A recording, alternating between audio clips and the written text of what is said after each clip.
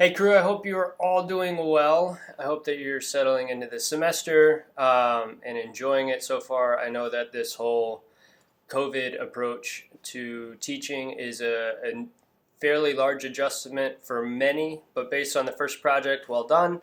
Hopefully the patterns will develop and we'll be able to get into the swing even easier. Yeah, I hope you're doing well.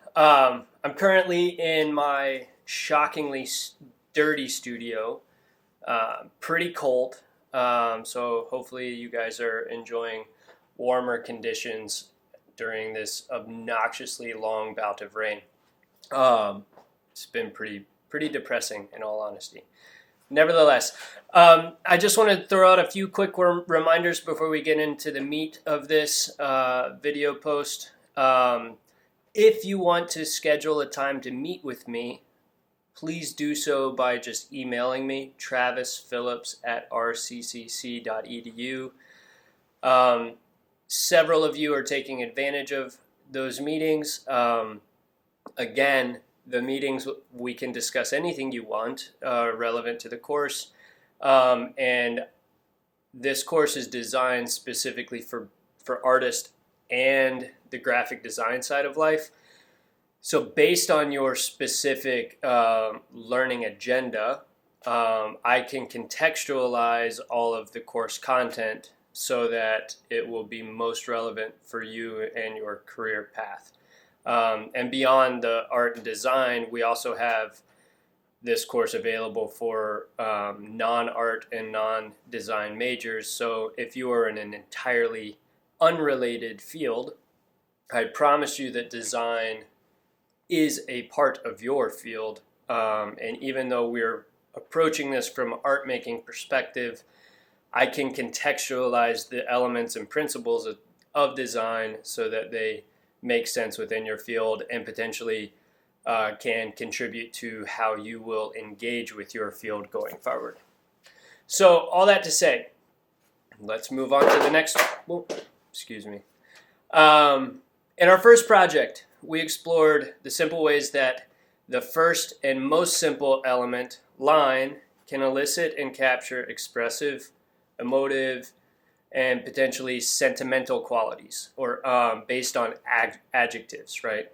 So the Kiki and Booba video by V.S. Ramachandran was to serve as your entry point to how an abstract line can correspond to something that's exciting or something that's subdued. So line in its basic form can capture specific qualities within the overall composition that you're creating. This current project, line, texture, value, and directional dominance, we'll use line specifically and combine it in novel ways to create even more engaging compositions.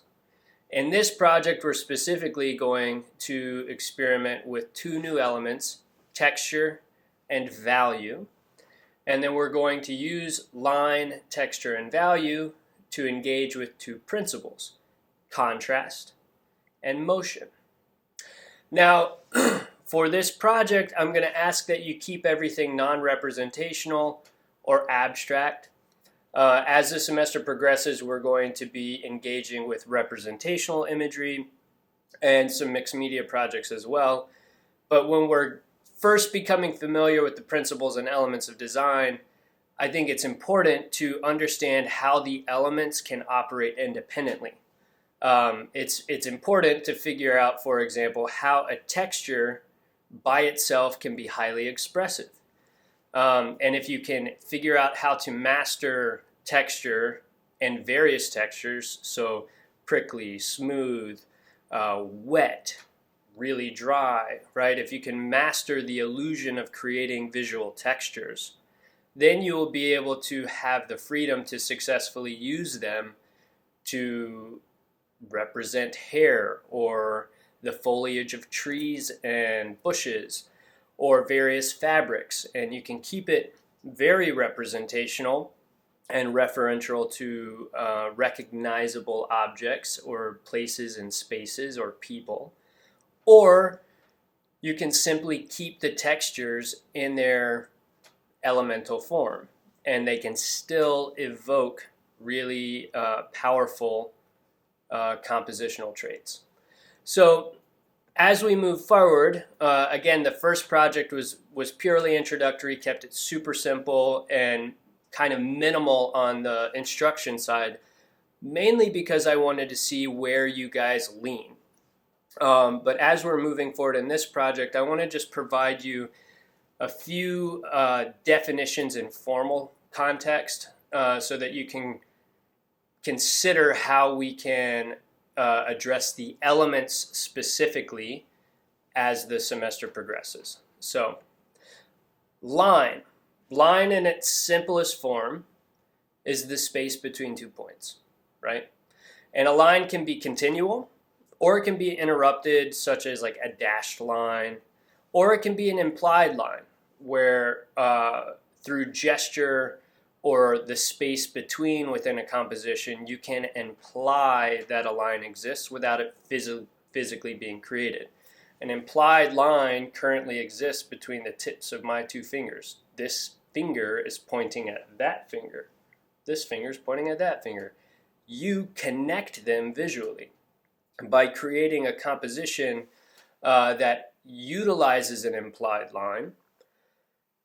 You, the creator, are asking the viewer to make the connection or to form the closure.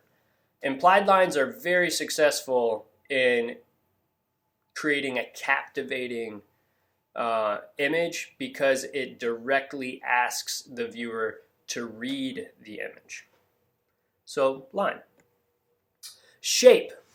Shape within a composition and within the elements of design are simply segments within a design that have been closed off and can be analyzed by themselves as separate from or included in an overall composition. So most of your submissions for the first project had lines overlapping. Where lines overlap, shapes are developed. Most of the time, shapes are irregular, but we can discuss them loosely in some basic shape forms like a circle, square, maybe not a square, but we could designate a shape as rectilinear, right? Really annoying and all-inclusive term.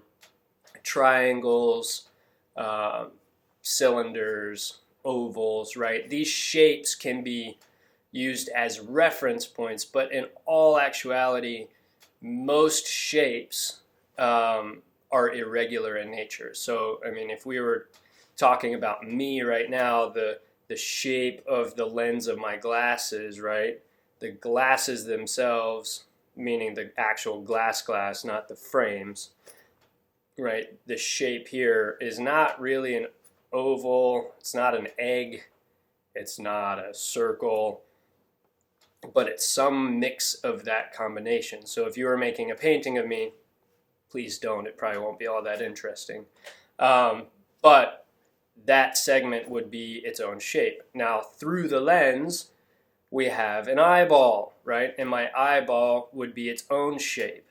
And then my eyeball is contained or comprised of the ball, the iris, and the pupil. And then the pupil has a highlight. So all of these individual shapes can be designated as individual or as comprehensive in contributing to a whole. So, shape. Now, a form, right? So we have shape, and then a form is a three-dimensional shape or an object within a composition. Most forms imply a volume. So a volume takes up space, and they have weight. So now volumes, and you'll experiment with this in this current project, volumes can be abstracted or they can be representational. And in this project, I'm going to be asking you to maintain the abstraction or non-literal representation. Texture. Now, texture refers to the surface quality within a composition. A real texture reads the same visually as it does physically. So a smooth texture drawn on a smooth piece of paper, yeah, that's real, right? There's no difference. Now then, implied texture, however, is a texture that reads visually different than it feels physically. So if you were to create a series of sharp hatch marks, and as a result, the texture would be prickly on top of a smooth piece of paper, that smooth piece of paper now implies a prickly texture. But if you were to actually touch the paper, it would be smooth. So implied texture is most often what is used in art and design. The other element I want you to be familiar with in this project is value. Value is the difference between the lights and darks in an image. And by lights and darks, I mean for this project, since you're going to only be using micron pens, the whites and then the blacks. And in between the bright whites and the dark blacks, you have the gradient scale or the value scale. That value scale establishes the range in value. And the range in value is a series of grays for this project, effectively. So in value, you have your high point or your highlights, and your dark point or your shadow. So your brightest bright and your darkest dark. And whatever the exact midpoint is, it's called a mid-tone. For the first step of your project, I'm asking you to create a series of 5-step value scales. So you'll have 1 that's bright, bright, then 2 that is slightly darker, then 3 which will be your mid-tone, 4 will be darker than your mid-tone, and 5 will be your darkest. And then within value, we have a gradient, right? So a gradient is a smooth transition between values. It's most often able to be seen when it is a smooth transition between brights and darks, but oftentimes they happen in very subtle areas. Again, the human face, right? So right now there are gradients occurring on my face. Specifically, now my shadow's engaging with it. But over here it's darker. It's not as dark as like my shirt, right? This is super dark, right? So over here, this is kind of a mid-tone. And then over here, now there's kind of a highlight. And there's not like a sharp cutoff, right? That smooth transition from a mid-tone to a highlight is considered a gradient. So those are some of the terms I want you to consider this project. If you haven't done so already, please read the project description in full. I want you to read it in full so that you can have context, so you know how one stage connects to the next stage. And then also, if you read it in full, at the very end of the project description is the student examples. Now, those student examples, there are 4 of them. Most of them are very strong.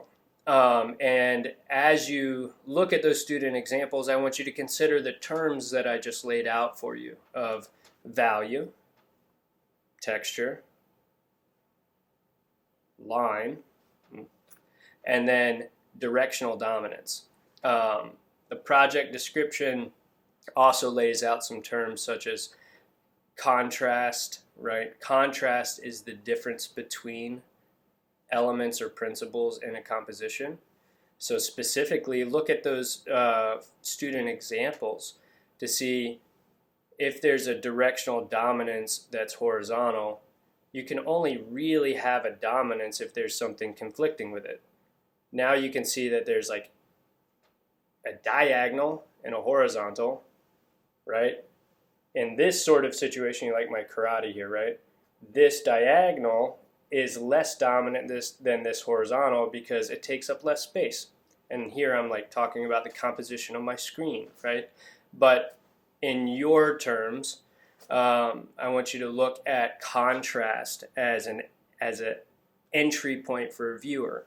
Smooth textures can only read as smooth if there's a prickly texture or a fibrous texture or a soft texture, right? So you have to have contrast to provide context. And really, context is super important when we're talking about design. Context provides the viewer the ability to understand what it is that you are after within the design. So, hope you enjoyed the project. Please set up one-on-one meetings with me as needed. I'll continue to host my office hours as usual. But if you need to schedule a time to meet with me outside of my office hours, no worries. Just send me an email and we'll sort it out. All right. Be well.